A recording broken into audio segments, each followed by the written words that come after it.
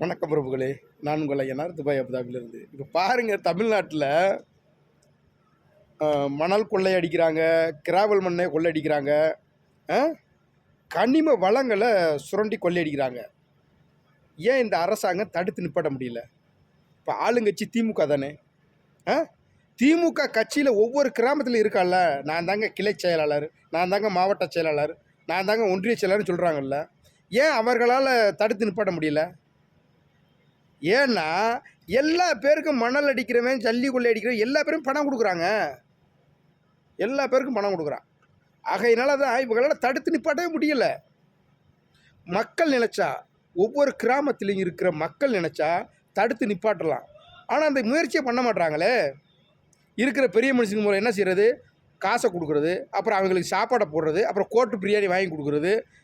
அப்படியே கொடுத்தவொடனே என்ன செய்வாங்க? அவங்க வாட்டுக்கு வாங்கி சாப்பிட்டு பேசாமல் இருப்பாங்க. இதே வேலை தொடர்ந்து பண்ணிக்கிட்டே இருங்க.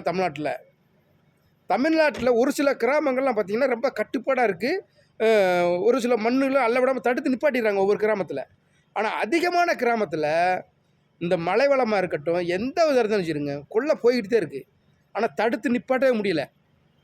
திமுக ஆட்சிக்கு வந்தாலும் அப்படி தான் நடக்குது, ஏடிஎம்கே ஆட்சிக்கு வந்தாலும் அப்படி தான் நடக்குது. ஏன் தடுத்து நிப்பாட்ட முடியல? யாராச்சும் ஒருத்தர் சிந்திச்சு பார்த்தீங்களா?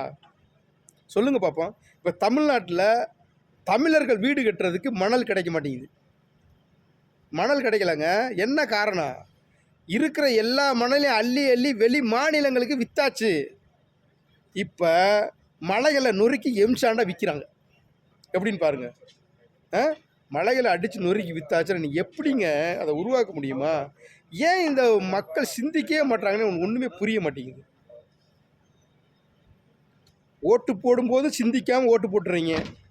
இந்த மலை வளம் எல்லாம் கொள்ளை போய்கிட்டு இருக்கே, அப்போயாச்சும் தட்டி கேட்பாங்களா அப்படின்னு பார்த்தா அப்பவும் கேட்குறதில்ல. யாராச்சும் ஒரு சில பேர் சமூக ஆர்வலர்கள் இதுக்கான முன்னெடுப்பு எடுத்து அதுக்கு போராட்டம் பண்ணி எதையாச்சும் ஒரு சட்ட நடவடிக்கை கொண்டு போனாங்கன்னா ஏதாச்சும் ஒரு ஆசிரியன் பண்ணி அவனை கொண்டு விட்டுறாங்க. கொண்ட பிற்பாடு அவர்களுக்கு அரசாங்கம் நிதி கொடுக்கும். அந்த பிள்ளைகள்லாம் நாங்கள் வளர்த்து படிக்க ஆளாக்கிறோம் அப்படின்னு சொல்லுவாங்க. ஏன் அதை முன்னாடியே தடுத்து நிப்பாட்ட மாட்டேங்குது இந்த அரசு? மக்கள் ஒவ்வொருத்தரும் சிந்திக்கணும்.